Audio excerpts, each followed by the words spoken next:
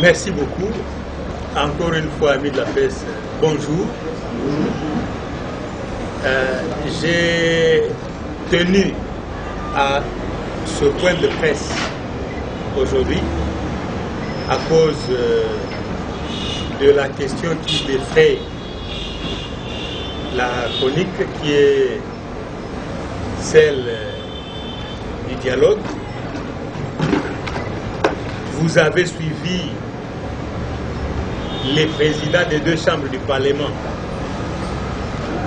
lorsqu'ils ont été dernièrement reçus par le chef de l'État, annoncer qu'ils étaient porteurs d'un message à l'endroit des parlementaires en provenance du chef de l'État dont il laissait la primeur aux parlementaires. Pour ce qui est de l'Assemblée nationale, cela s'est fait au cours de la séance plénière d'hier, lundi 9 novembre 2015. Et en substance, il nous a été dit que le chef de l'État voulait qu'on aille au dialogue le plus tôt possible et qu'il avait besoin de la participation de tout le monde dans le sens de la définition du calendrier, dans le sens de la réflexion sur les moyens et dans le sens de la sécurisation du processus électoral. Alors, depuis ma mort devant la presse, je dois dire que la position de la dynamique pour l'unité d'action de l'opposition, à laquelle appartient l'UNC, est de ne pas adhérer à un dialogue préconçu qui renferme tous les risques de nous amener à la violation de la Constitution. Vous avez suivi, ce n'est un secret pour personne. Beaucoup de ténors de la majorité présidentielle, vous avez suivi le ministre Kinké, Mulumba en Europe, vous avez suivi M. Atoundou, dernièrement au Katanga, pour ne citer que cela, qui ont clairement déclaré que l'objectif ultime du dialogue, c'était le glissement des mandats en vigueur, ce qui est une violation de la Constitution. Pour la dynamique, cela n'est pas envisageable car il s'agit d'une action de haute trahison. Nous avons plutôt, nous dynamiques, prôné, et ça ne date pas d'aujourd'hui, la rencontre dans le cadre d'une tripartite.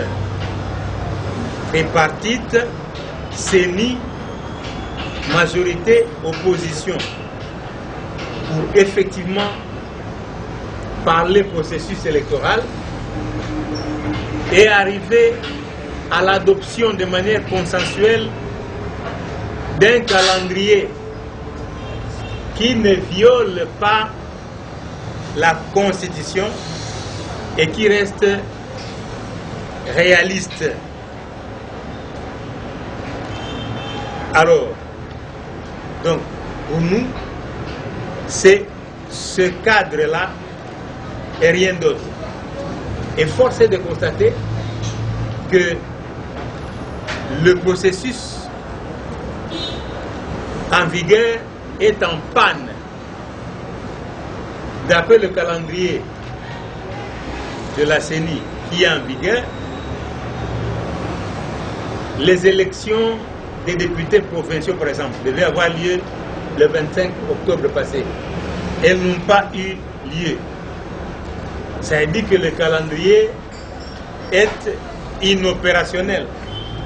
C'est un problème pour lequel il faut une solution. Et pour nous, la solution, c'est dans le cadre d'une tripartite. Tout autre arrangement, avec le risque de nous amener au glissement, nous disons non, nous ne pouvons pas être d'accord d'une opération de trahison de la nation. Donc, voilà la raison pour laquelle j'ai tenu ce jour à rentrer sur cette position de la dynamique pour l'unité d'action de l'opposition, qui est la position de l'UNC, en disant que dialogue tel que préconisé par les kabylistes, nous disons non.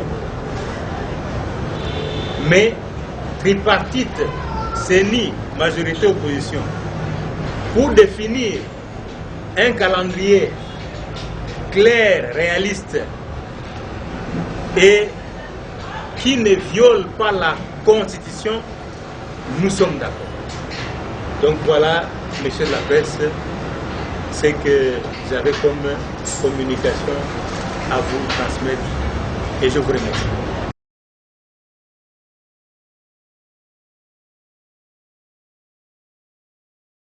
Monsieur honorable, nous avons suivi avec beaucoup d'attention votre communication par rapport au message du chef de l'État qui vous est adressé à travers le président de deux chambres. Vous, tout à l'heure, vous nous avez donné un peu de grandes lignes de ce message. Et dans ces grandes lignes de ce message, il y a le matière qu'on doit traiter au cours de cette rencontre, au cours de ce dialogue. Mais nulle part, il n'y a pas eu un ordre du jour ou un point lié, par exemple, à une révision quelconque des dispositions constitutionnelles. C'est toujours le processus électoral. Et entre-temps aussi, selon ce que nous avons appris, que ce dialogue serait mis sous une certaine médiation étrangère. Ça, Joseph Kabila serait ouvert à ça. Mais quelle est maintenant l'inquiétude pour vous de ne pas participer? Parce qu'il n'est pas question de réviser la Constitution, il n'est pas question de créer un glissement par rapport au point inscrit à l'ordre du jour. Votre position. Merci pour la préoccupation. Je crois que je dois rappeler que nous avons assisté, si pas que nous continuons à assister, à des positions des personnes responsables dans le camp du président de la République. Et à titre illustratif, j'en ai cité deux, et non les moindres. Le ministre King, qui est chargé des relations avec le Parlement, mais il a déclaré en Europe, non? Vous avez tout suivi, que l'objectif, qu'on ne se fasse pas d'illusions, que l'objectif du dialogue demeurait le glissement. Parce que d'après lui, le délai en face n'est plus suffisant pour l'organisation des élections de façon convenable. Ça, nous avons tous vu. Monsieur Atoun doit répéter la même chose. Et il y a plein d'autres qui n'ont pas le même gabarit, qui ne cessent de le faire à longueur de journée. Mais le problème, c'est que le chef de l'État lui-même ne s'est jamais prononcé quant à ça. Ça lui coûte quoi d'intervenir en tant que garant de la nation? pour dire que je vais rester respectueux de la Constitution en ce que je ne peux pas entreprendre une quelconque opération qui peut amener au glissement des mandats et je ne peux pas solliciter un troisième mandat. Ce n'est pas si compliqué. Vous avez suivi le secrétaire général de l'INSEE, l'a répété sur un média, que ça apaiserait la situation. Alors pourquoi il ne le dit pas? Quand il annonce le dialogue, c'est vrai, c'est beau. Mais qu'est-ce qui nous dit que les dispositions que je viens de dénoncer là ont changé? C'est pour ça que nous nous disons que tant qu'il n'y aura pas toutes ces précisions-là, le dialogue tel que formulé, nous n'y sommes pas partants. Par contre, et ça nous l'avons déclaré avant même que le camp présidentiel n'annonce le dialogue, que pour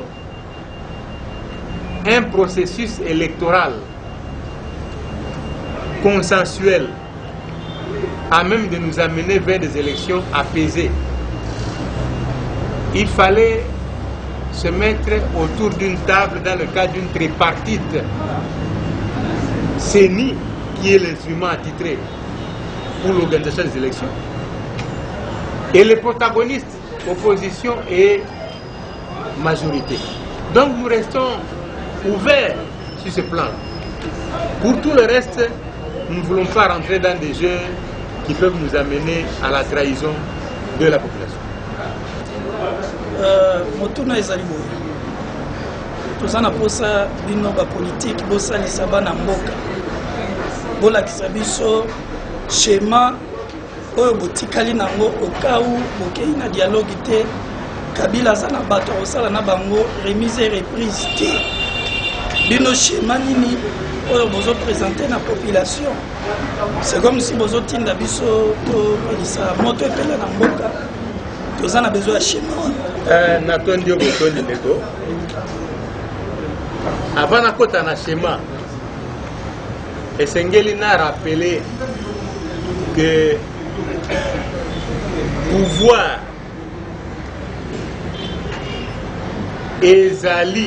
ezalaka nde na maboko ya peuple. Baoyo baosalela pouvoir sika baza batindami ya peuple, bakoki kosala oyo peuple elingi soki moke te. Aujourd'hui on a vu ce schéma. Constitution et ça finalement aussi point de vue à peuple, parce que ça convention moko collective toyokani ke makambo il faut etambola kande boye.